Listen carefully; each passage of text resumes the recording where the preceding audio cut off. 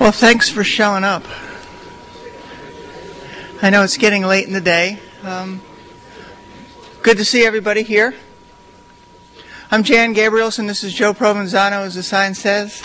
We're from American University's Washington College of Law. I'm going to talk a little bit about the training facility that I conceptualized a couple years ago. Actually ended up building the darn thing and hiring somebody to run it. So, hearkening back to what David Noble said this morning about the difference between training and education. We'll be talking about training. But our training, hopefully, will have an impact on education. It's a battle I've been fighting and had been fighting for many years. I've been around this academic computing game for far too long. For those of you who are lucky enough to see a picture of my granddaughter on my desktop, I'm well preserved. But we were very, very fortunate to be working at the Washington College of Law and having a very, very resourceful dean, Claudio Grossman, who came to me about 2 years ago, July of 2000, and said, "We need a training program." I said, "Okay." So I reached back into my bag of tricks, having tried this at several other institutions, and came out with a format, which is what I'm going to talk about today. A methodology for designing, building, I might add successfully, a training facility and getting people to use it. And that's basically what I'm going to talk about. It's a hands-on. This is not high-tech. A lot of very straightforward, logistical kinds of things, some how-tos, some questions to ask, and a little bit of advice. And we'll both be talking about lessons we've learned along the way. So bear with us. This is where the title came from. It's one of those things I strongly believe in. For those of you who've been around tech support for any length of time, know it's a heck of a lot easier to have your users be able to do things for themselves and for you to have to send people to help them every time they move an icon off the desktop, for example. Okay, that was the rationale. When I approached this thing, I looked at 4 questions to figure out how I was going to get there. The first one is, where are you now? So I had to figure out how to do that. I'll get into each one of these things in detail. The next question was, where did I want to go? Once I figured out where it was, where did I want to go? Third thing was, how was I going to get there? And of course, the final thing was, what might or might not happen as I move down this road? Okay? So when you get into where are you now, this is the question many, many of us are afraid to ask and afraid to find the answers to because we may not like them. Well, you know, that's too bad. If you don't like the answers, then you better change. Because sooner or later, the answers you don't like will come up and they will bite you. So the first thing you have to do is somewhat of an objective analysis. I know this is very difficult because you challenge many of your own precepts, the things you've held dear to your heart for years and years and years. But you have to ask these questions. In addition, you have to take a systems approach. So in your objective analysis, you talk with all the people who may be impacted for this grand vision that you have for designing a training facility and putting in place a training program. So you have to talk with your faculty. But more than your faculty, you have to talk with the staff. What do they need? People need to be educated. That came out this morning in David Noble's discussion. How do you continue to retool the workforce? The same thing holds true for us. If we are a learning community, it's not just the students who are learning, it's everybody else. Okay? So the objective analysis has to address the needs of the staff. And it also has to address, of course, the needs of the students. So you've got 3 constituencies when you're building a program like this, because believe me, this kind of a program takes up too much space and uses too many resources to exist as a support mechanism for one of your multiple constituencies. You have to design it to address a broad range of people and a broad range of needs. Because as I said, from a systems approach, the better trained your faculty are to use the technology, the better they are able to integrate that into their courses, and therefore the students are impacted much more strongly. In addition, you've got your whole support group behind them, all the staff who have to do all the administrative work. Those people need to stay up to date, need to learn the latest version of whatever programs you happen to be using for system support, so that people continually get their paychecks, so that your students continually get their hours logged in when they're working for you and get paid, so that their grades are accurately reflected at the end of every term, so that when the ABA comes and pays you their visit every few years to reaccredit you, you do well. Those are the kinds of things you have to think about when you're building this. It's a systems approach. In other words, what you do here affects what you do here. A butterfly flapping its wings in Winnipeg will affect the rainfall in the Amazon, for those of you who get into chaos types of approaches to systems, which is kind of where I come from. Okay. You also have to ask, how is technology being integrated in the curriculum? How many of you know the answer to that? You do? Great. Anybody else? How many of your faculty are using technology in the classroom today to teach a course? Cool. That's great. I was asked this question by our associate provost in a meeting with Maine campus the other day, and well over 50% of our faculty use technology every day in every course. It's pretty cool. It's pretty cool. Unfortunately, at our university at large, it's well under 50%, as opposed to well over, in spite of all our intentions. And in my experience over the years in undergraduate and traditional institutions, both state and private, typically you're lucky if you're hitting 20% of your faculty using technology in the classroom effectively to do anything. Okay? The other thing you have to ask, are your faculty expected to go it alone? What kind of support structures do you have? As much as we'd like to say that Windows is intuitive, it certainly isn't. As much as we'd like to believe that all of these programs are easy to learn, that you can use the contact help to figure out how to do stuff in Adobe Photoshop, you can't.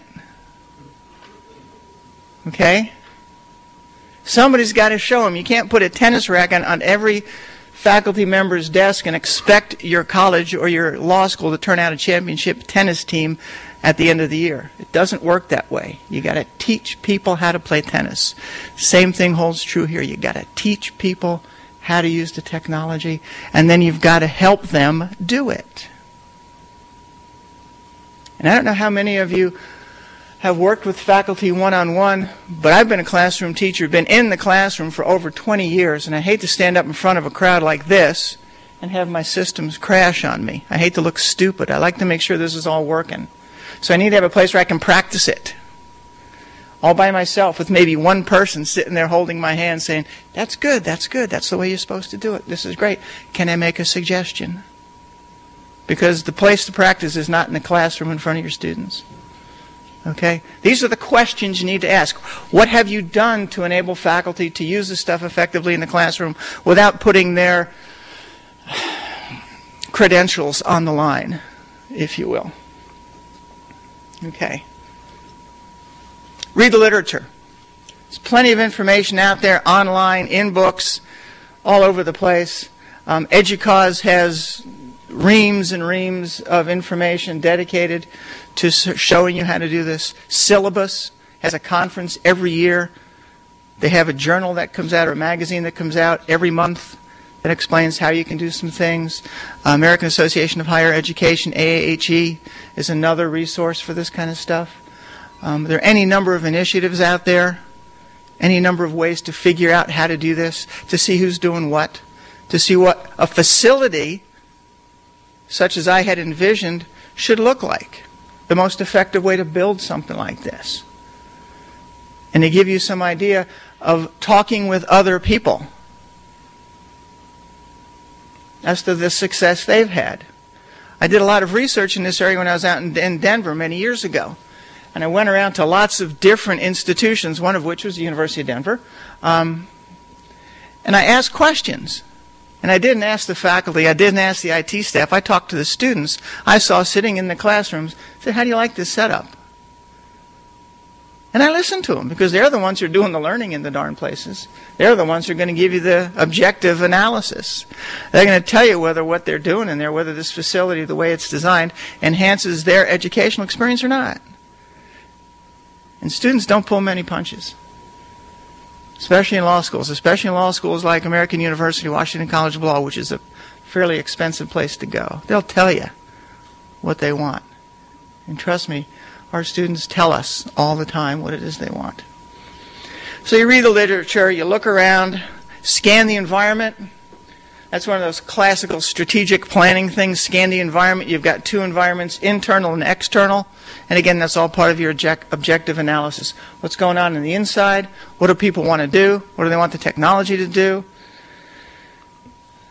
What works, what doesn't work? And then also the external. What's going on outside? What are some of the forces that may impact what you do and your decisions next week, next year, next millennia?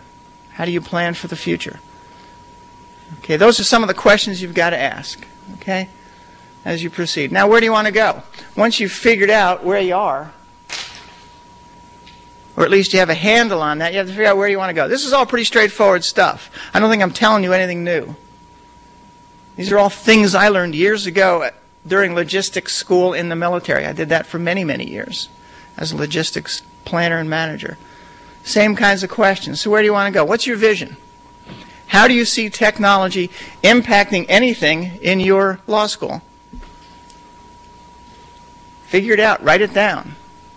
Make it coherent so that you can tell people, so that you become an evangelist, if you will, so that the naysayers will listen to you. They may not follow you, but they may listen to you. And that's the thing you have to do. What's your vision? And how does your visions fit with a strategic plan for your institution, assuming your institution has a strategic plan, and it's not just a document that's sitting on a shelf somewhere? Okay, the 5-year plan that becomes the 4-year plan and the 3-year plan, that kind of thing. Hopefully you've got one. Who will you impact as you build a training facility? And this is what we're talking about. If you build one of these things and put it in place, who are you going to impact? What are you going to change? What will people do differently as a result of your effort?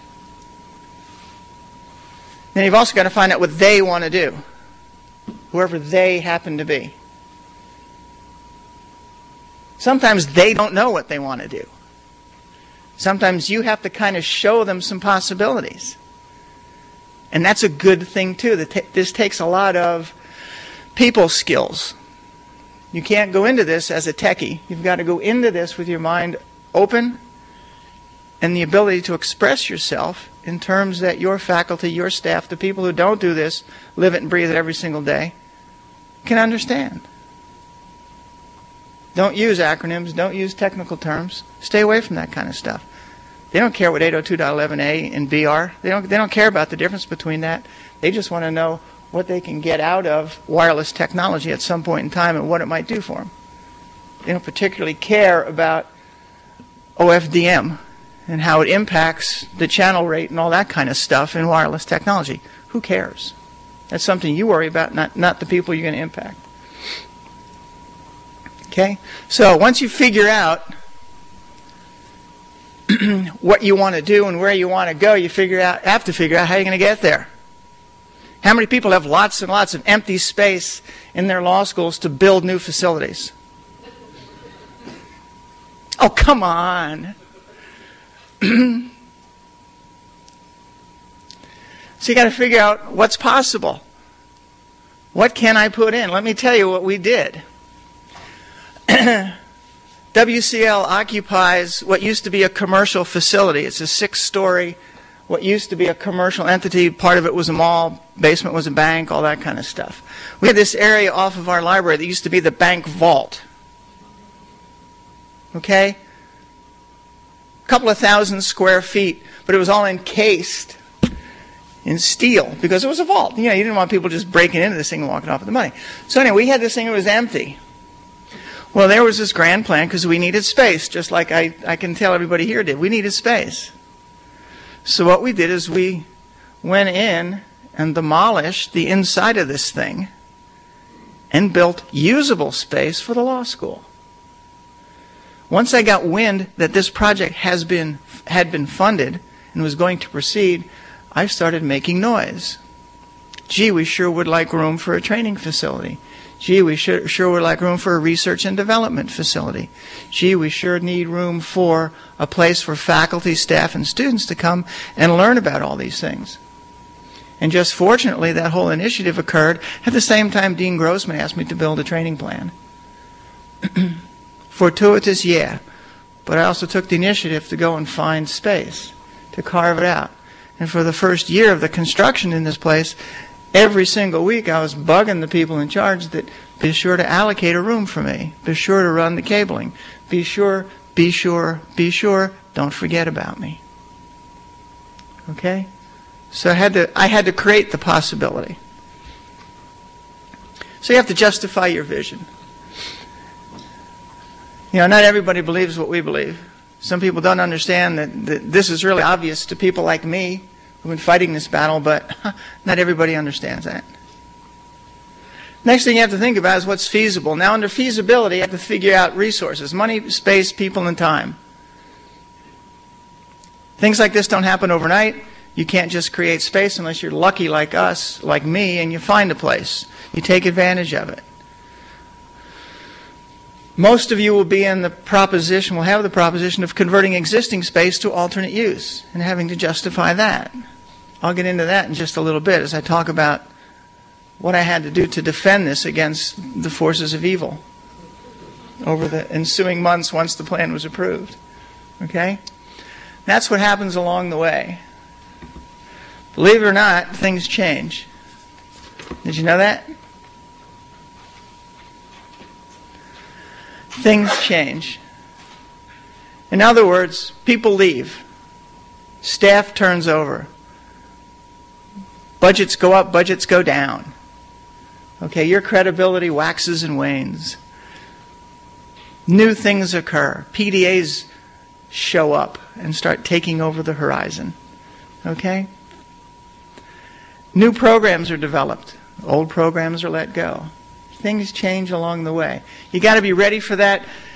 For me, I embrace it. Change to me is great. I love change. Okay? It's one of the coolest things you can do. Believe me, I was in the military long enough to understand that change, when it comes at all, is usually not a good thing in the military. I don't know if any of you have ever been in a budget cycle in a government facility, but typically if you propose something like a high-tech training facility, by the time it actually gets funded and built, all the equipment that's been put in there is hopelessly out of date and obsolete. We are not saddled with that in our institutions for the most part. I don't ever spec out a piece of equipment until I'm ready to buy it. But what I do is forecast how much that piece of equipment will cost, because those figures stay relatively static over time. For those of you who've been buying computers in academia for the last 15 years, the average system costs about $2,000. Okay? Sure, you can buy them over from Gateway for $1,000. But an average system that's going to last you for 3 years is going to cost you about $2,000. That's pretty static. Your backup equipment, your switches, things like that that are going to run your infrastructure have been about the same cost. About $25,000 to buy a good medium-grade Cisco switch. Used to be we're talking routers. It used to be we're talking hubs. Now we're talking switches. Whole different technology. But anyway, same thing. The other thing you have to think about when you're building something is that you've got all these other parties involved. You've got architects, contractors, electricians, and then your director of facilities who typically oversees this. Now, we have a wonderful director of facilities. I love him to death. But he doesn't listen much, and he doesn't retain much of that he does here. Okay? He's a great guy. He also has no sense of urgency, and he doesn't coordinate anything with anybody else, so that a facility will be built, and you'll never know about it until the last minute. That kind of stuff. So you have to really take the temperature of this stuff, find out what's going on. I walked in. Here's a classic example. I was out on vacation while the training room was being built. And when I came back, the network and electrical jacks have been placed halfway up the wall. And I asked, who did this? And he looks at me with his look. He said, "Oh, the architect." And I said, "Who told her to do that?" And he looked at me again. He said, "I don't know." This is the kind of thing that happens. Yeah, the electricians are a classic. You say, "Okay, I need these banks of lights to be able to be dimmed and turned off in sequence from my touchscreen controller." So what do? You walk in after the electricians have been there and there's one light switch on the wall, right? Controls all the lights. And to get those guys back in there and redo that is not only problematic, it's expensive because they've already done it. So they got to come back and they got to do it all again. So things change along the way. That's why whenever I plan something like this, and you should too, over-engineer it. Build in far more than you'll need tomorrow because by the time you get into the place, what you've put there isn't going to be enough. When I was teaching networking to students who were going to become network administrators, network designers, I had Jan's Law. And Jan's Law is the day you implement the network, it's insufficient for the needs of the users. Okay? And for the previous 6 months, they were telling you, "Oh, we'll never use this thing," but as soon as you put it in, "Oh my gosh, we can do this, we can do this, we can do this." So the same thing in this kind of a facility. Over-engineer it. You can always drop back and pull things out as you go. Okay, especially if you start running over budget. There is no one-size-fits-all. What I did is what I did at the Washington College of Law between 2000 and 2002. Could I do that next year? Probably not. Could I have done that 6 years ago? Probably not. So it's the methodology that you practice, but not the individual, the details, not the particulars. And it all has to do with your willingness to be flexible and your understanding that things will change over time. As you go, you can just as easily say assess, assess, assess as evaluate, evaluate, evaluate. This becomes even more important when you get into the implementation phase, as Joe will talk about in just a couple of minutes. Okay? And believe it or not, you're going to learn things. You will learn what electricians do. You will learn how to keep track of who's doing what. You'll have to learn these things. Don't just assume that things will happen the way you say. You have to go in and find out how this stuff works. Find out how they're deconstructing a vault. Find out why these huge 3x3 stanchions are in place in this vault, because they hold up the rest of the building, because this is on the first floor, and that you can't demolish these things. Well, sure you can once, and then you look for new space elsewhere. Okay? Oh. So those are some of the things you need to think about. Here's a projected timeline originally. This was a phased-in thing. I designed this in 2000, scheduled for full implementation this coming fall. The construction was completed last summer.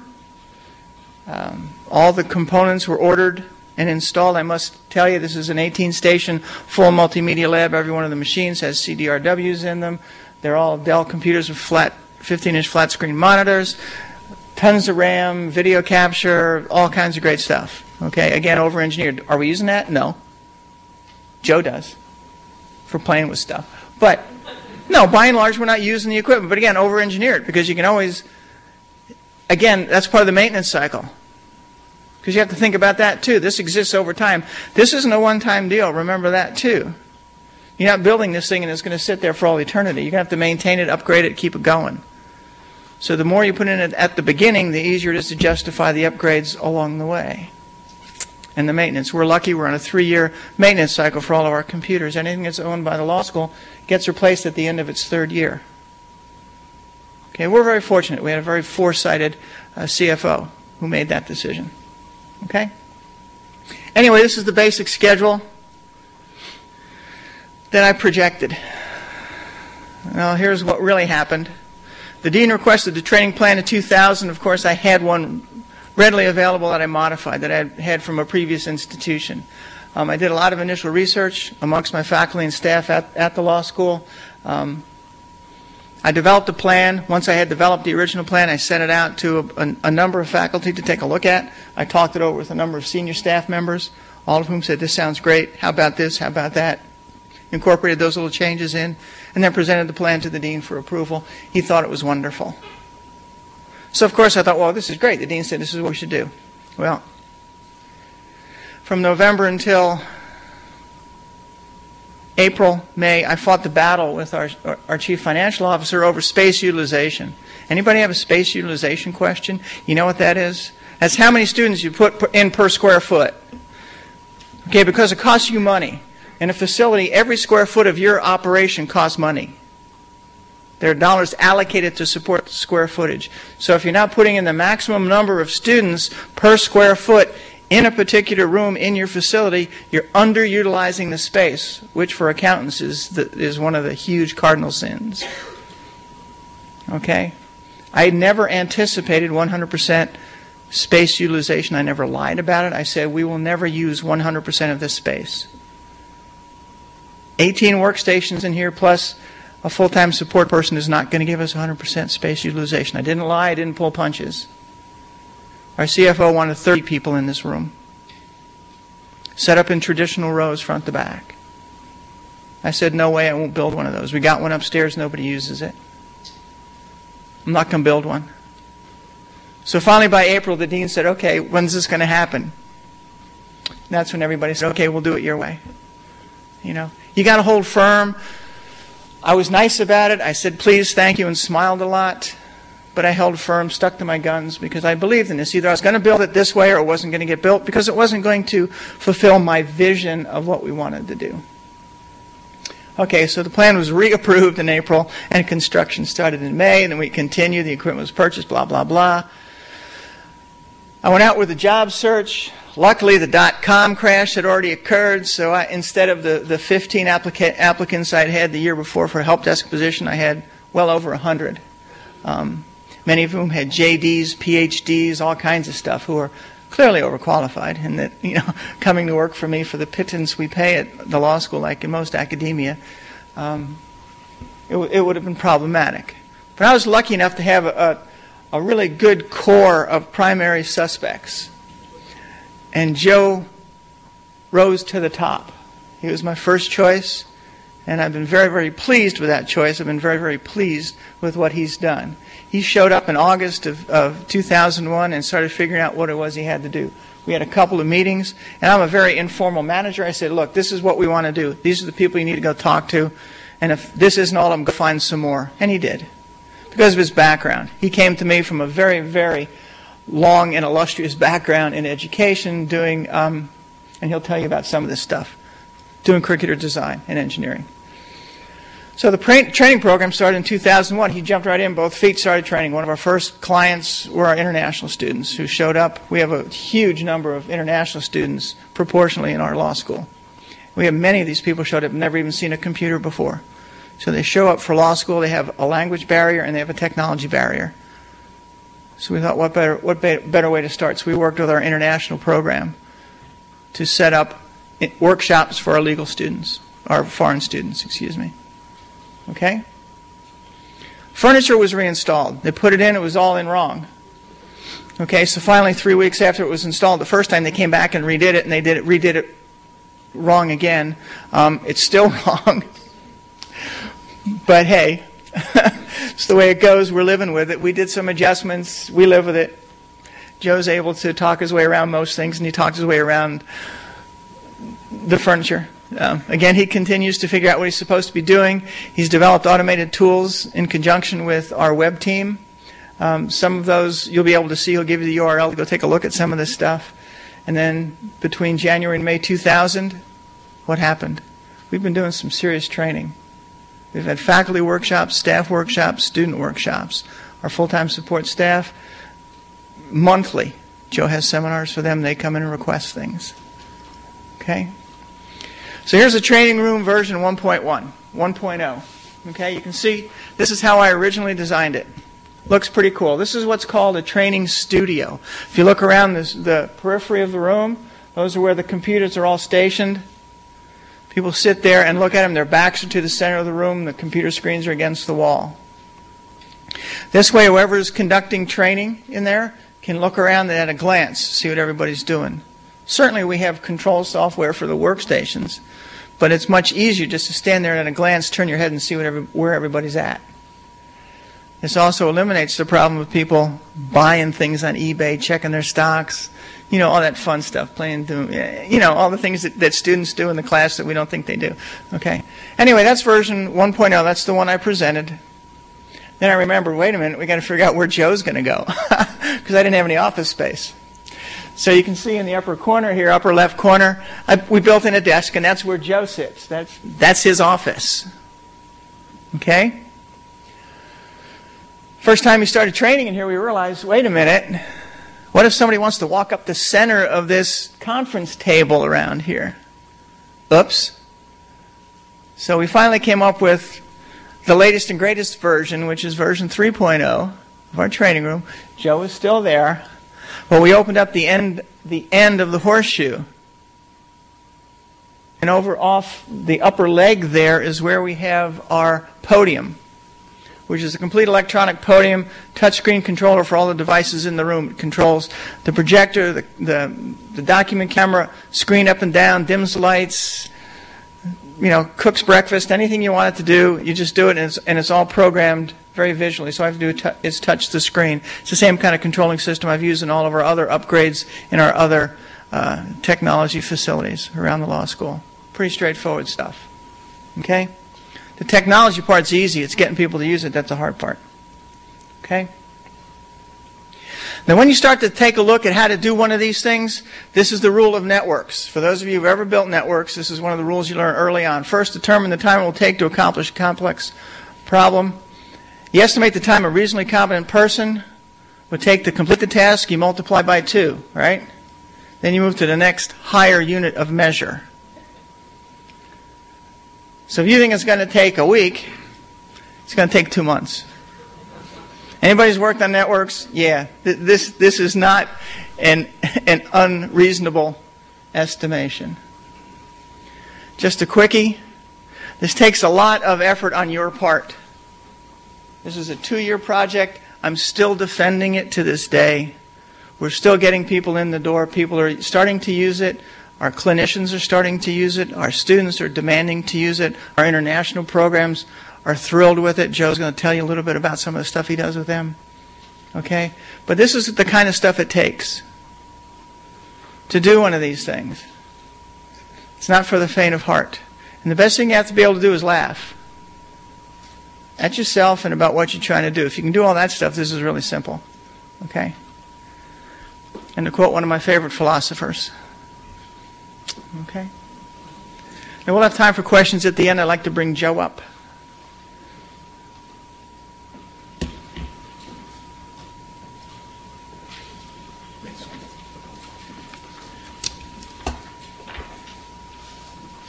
Thank you very much. Everybody that's standing upstairs, there's plenty of room down here if you want to come down and sit down. That died. I mean, that just... the name of our presentation is Teach Them to Fish. And I actually been thinking about this. I think we should probably change the name to Teach Them to Fish, Buy Them a Boat, and Stock the Stream with Trout. Might even add bait the hook and throw it in the water to that as well. But the more I think about it, the more I think that's kind of what we really do at the College of Law. And it isn't as bad as it sounds. I mean, I think Jan's idea and what we've tried to do there is to create an environment where the staff and the students and the faculty can come and experiment with things, especially the faculty, and not feel threatened by it. And my background is in instructional design and also teacher training and instructional support in that way. I'm also a doctoral student in the School of Education at American U. So I kind of approach things from the education perspective, even though my job is training manager. So I don't know where Professor Noble would put me, but in there somewhere, I suppose. And in any case, so I understand that sensitivity that a lot of the faculty have, first I guess I'm always shocked by it, but it's very true. Oftentimes they don't want me to show up in class and just kind of be there in the back. I think I'm being supportive. I say, well, we'll walk through it, and don't worry, I'll be there.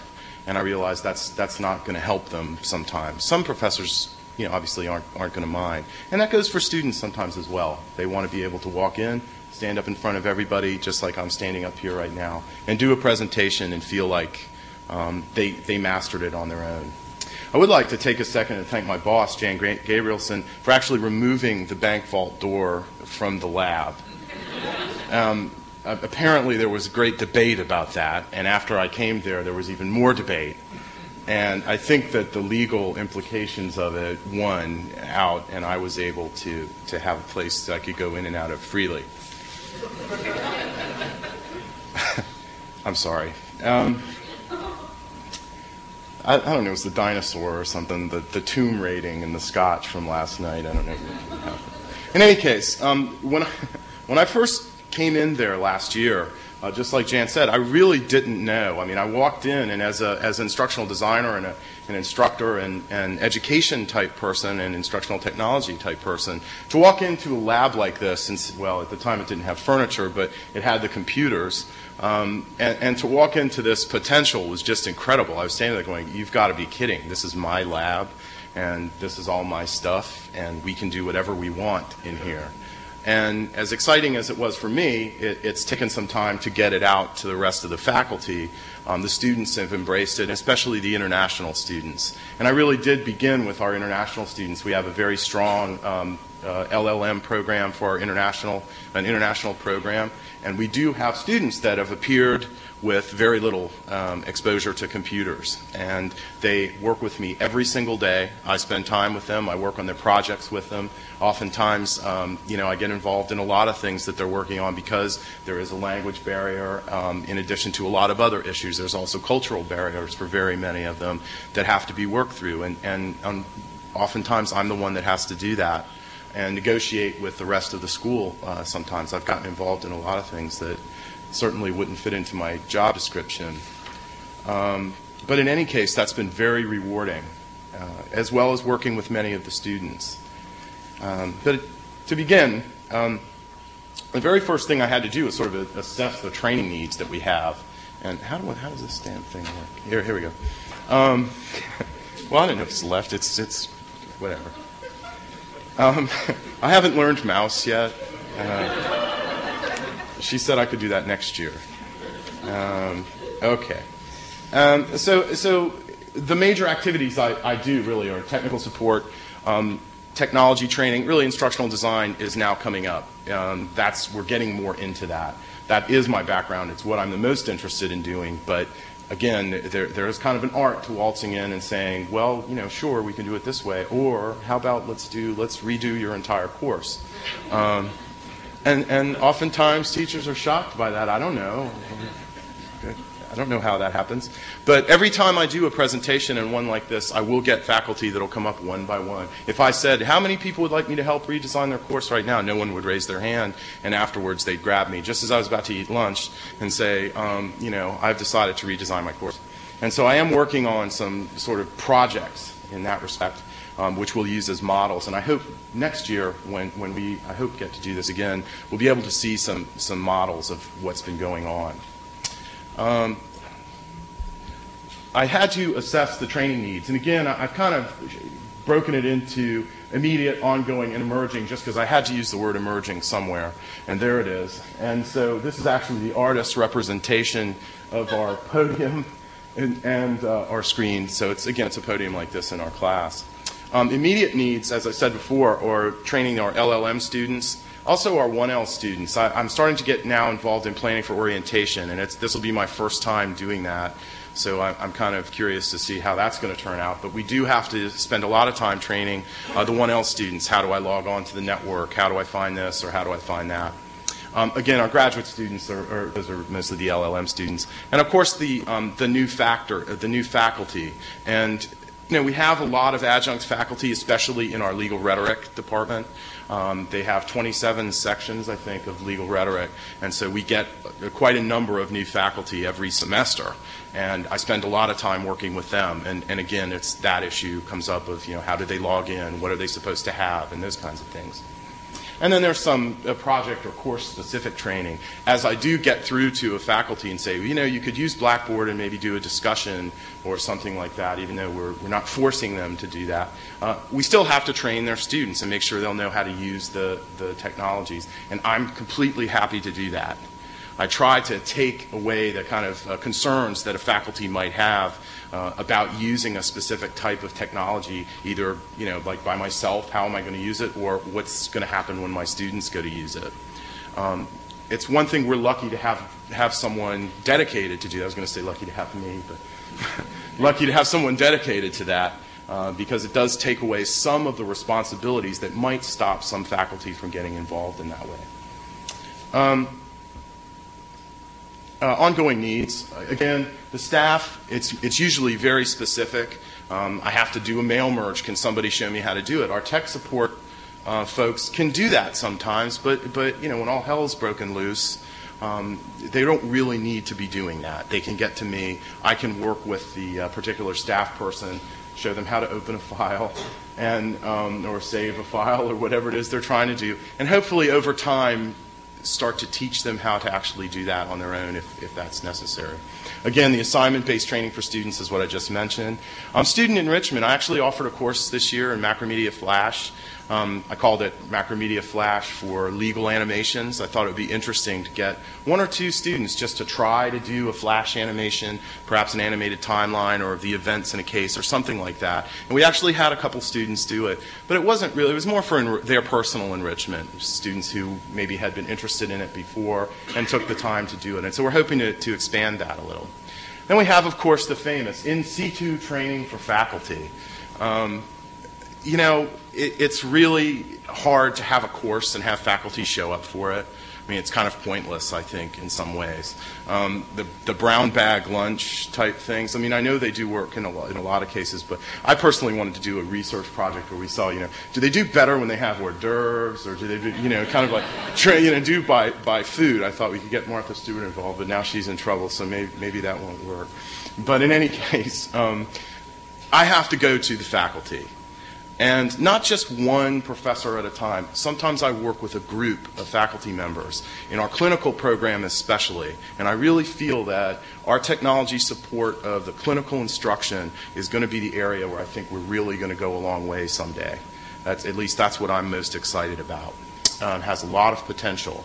But specifically, we have a faculty in a particular clinic that wants to try something new. For instance, a journal. We did a communal journal in one of the faculties this year where they all decided to share a journal on how they were teaching.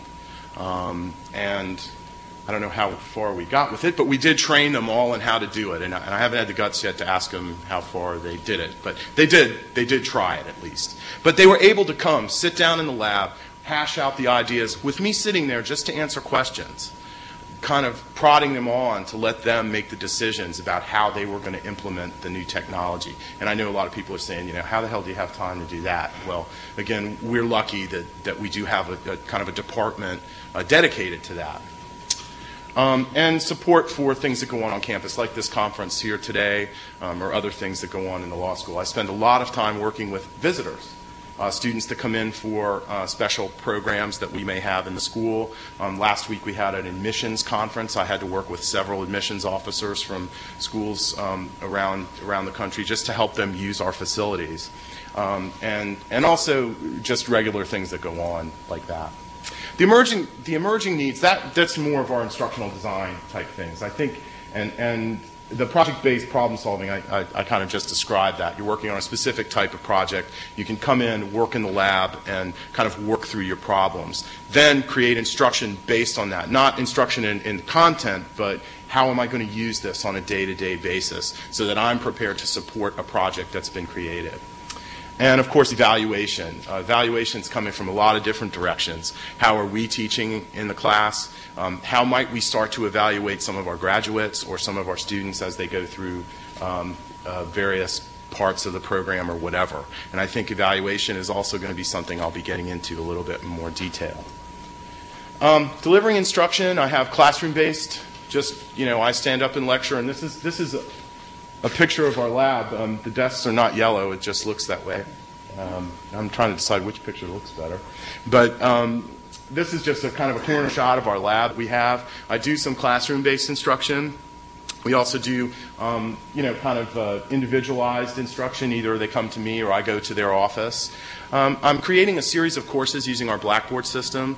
I've tried to use that system a lot. I don't know how many of you use some kind of course management tool like Blackboard or WebCT or one of the others. But it's one thing to say, well, we have Blackboard. 90% of our faculty have their syllabus on it. 20% use it for conversations or discussions or whatever. But I think we really have to say, what can we use it for? Could we train our staff using our Blackboard system? And I'm involved in a training program on the main campus with our Human Resources office, and they're kind of come up with this whole idea of how are we going to deliver job-based training? I'm like, well, why don't we use our Blackboard system? And they looked at me in shock. They're like, well, isn't that for students? I mean, well, no, but we pay a fortune for it. We should use it. And I really think, again, hearkening back to Professor Noble this morning, I think one thing you could also think about is how can you use what you already have? We have beautiful facilities. We have lots of technologies. We're in good shape for a couple of years worth of technology, except my laptop, which isn't working right now. And sorry about that. I think I just blasted him out. Sorry. Yeah. Did I mention my laptop that isn't working? It's not as nice as this one either. But in any case, we do have these kinds of technologies. And you really have to use the damn things. And I think it's nice to stand back and say, well, let's buy something new next year. I mean, let's have wireless. But where are our students all using Blackboard or something or whatever? So in any case, I've created a series of Blackboard-based reference courses, which I'm fleshing out now. I try to teach everything I teach, and most of what I teach is sort of technology-based, but I try to teach them as hybrid courses that could be used. They can log on to our Blackboard system. Any of you could do it as well. Log on to one of my courses and take it. And just, I don't block you out of it. We leave them open to the public. I've probably borrowed some stuff from some of you. Thank you. But so I try to do that. So those are what I call the hybrid courses. They could be used either in lecture-based, to support lecture-based instruction, or they could be used to just from your desk, just-in-time training is whatever you want to call it. Some of the courses we taught this year, basic PowerPoint. We did a scanning class. I do a lot of Blackboard classes, an ongoing clinic for professors that they never show up for. I have to go to their offices anyway, but I have it there once a week if they need to come in and kind of drop in and work on Blackboard. Maybe if I had hors d'oeuvres, maybe more if one would come. I had booze, maybe. I did do the Flash. Again, the basic computing clinic. The standard kinds of things. Question?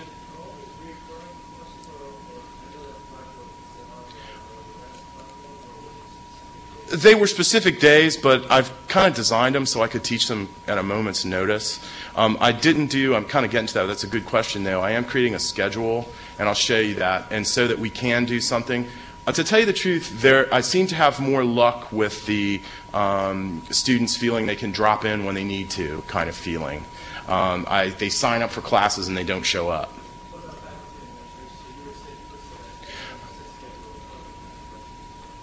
Well, I'll tell you something. I've had very bad luck with it. I don't know if it's me, and I'm not saying that to be funny, but I don't know if it's just I haven't made them feel threatened for not showing up. And that's a major, you know what I mean? No, it's a very big issue. One way I'm thinking of resolving that is I'm proposing, I hope next year, some sort of technology certification. Using technology across the curriculum, how we can incorporate technologies throughout the curriculum. And it's been done in other schools. In fact, I'm just borrowing it from George Mason University, who I'm sure borrowed it from somebody else. In that way, if they want to graduate and have an extra piece of paper, that might be some impetus for them to show up for class. For staff, they're doing that on the main campus right now. That's one of the things they're thinking of. I'm not sure how I feel about that for staff. Yes. If it's not job related, they don't come. Right there. I mean, it has to be skill related. They don't come. I've given up on, I have the classes. They're welcome to come to them. But for them, and I do a lot of work with our staff, it's done by request with the head of a certain office might say, can you come in and teach my staff how to tell time? No, that's never actually happened. But that kind of thing. And I get that a lot, especially from our faculty support staff who have to work with the faculty doing Blackboard or whatever. So, yeah. But I'm hoping to get more students to get involved this year because I want to be able to turn and say, listen, they're learning how to use whatever, and let's use that as an argument when we try to do this technology certification. The dean has already approved us doing technology certification for our LLM students who are our international LLM students because they come in and these international students feel that they look around and see the other students and say, my God, they have laptops, they know how to print, they know how to do this, they know how to do that, and they're afraid to ask for help, and finally they have a place to get help. Well, then they go and try to get a job, and there's no proof that they actually learned this stuff. And I think for a lot of students, and this is an idea that came from the students, it means something to these students to be able to either return to their country or to go on a job interview and say, here's what I know how to do. And I'm presently working on that, and it'll be a very basic type of a thing, but I think, again, that'll be something I hope we can show you next year, is this technology certification for our international students. Yes, sir? Oh, I see. No, they'll be from the school. I mean, it's just going to say they went through an approved series of classes and they know how to do very basic skills. I don't know whether or not it's a possibility to go further than that and maybe have some kind of official certification for them. We're not going to teach anything about the MOC. Well, I was thinking more like the mouse certification, like Microsoft has access, PowerPoint. Right. No, we're not Right. authorized to do that. Yeah, I don't think we get into that detail anyway. To hire people to do that. Yeah. I don't know. It'd be a good idea, but I just don't think we would be able to get into that level of detail. The students want to be able to do something basic. They need to be able to feel comfortable attaching something to an email, opening a file, or whatever. Yeah, it's true. Exactly. It's very true. Well, that goes for some of the faculty as well. Okay, I'll get through this quickly, and then we can take a couple questions. We have a web-based scheduling system. We're experimenting with it right now. Our main campus uses a scheduling system. To be honest with you, I haven't checked to see what kind of success they've had using theirs. I believe they do a lot better than we do.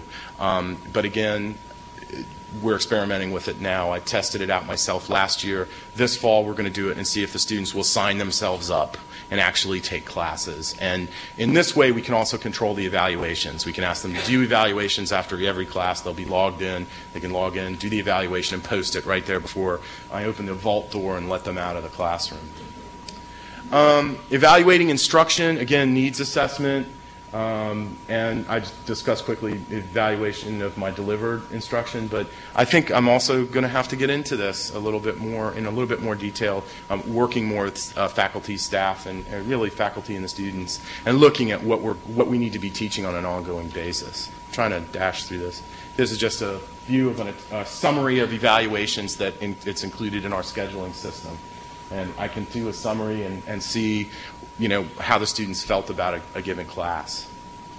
Another big part of my job is managing our ADA lab that we have. It's one computer. We only have a couple of students, but that's been a very big part of what I've done in the last year. I'm not an expert in that at all, and it's been a great learning experience, and I was lucky to have worked with several people who were very, very good using the assistive technology, so they made it very easy. Someday we're going to get a student who's not going to know how to use any of that, and I don't know what I'm going to do. But by then, I think I'll be far enough along the way. A couple of the projects I'm working on right now, this isn't everything. In fact, there's a whole bunch more since my boss is sitting here. There's so much more than this. Really, it would make this presentation go on forever. But we're working on an ADA consortium. It's in the very, very early stages. It's just kind of been drifting along. But with George Mason University in Fairfax, Virginia, that has a very forward-thinking assistive technology group there, I'll be happy to give you links to them as well. They're very, very good. And some of the other law schools, or we're starting with the law schools, but at least to share information, to share electronic versions of things, and to share things like scanning duties. If they have a book that needs to be scanned, maybe some of our students could scan it, and things like that. So I really hope to bring that much further along in the next 12 months. Any of you who is interested in that, please let me know.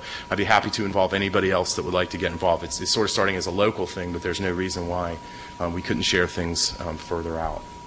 I have ongoing curriculum design for my own courses, and we are working with several professors right now to create model programs. We have this program called the Marshall Brennan Program. It's law students go into the high schools and teach about the Constitution, and we're now kind of we're really codifying the curriculum right now. I'm working with them to standardize it so that in all of the schools they'll be teaching the same kinds of things. I'm an old high school teacher, an elementary school teacher, and a curriculum developer, so they just had not approached it from a curriculum development point of view, which we're doing right now. Again, the technology certification for international students. This technology across the curriculum project, again, I don't know where we're going with that, but I'm hoping that we'll be able to do it. I've written it up, and we haven't presented it to the dean yet. But again, that's something we'd like to do. The challenge is publicizing our lab and what we do.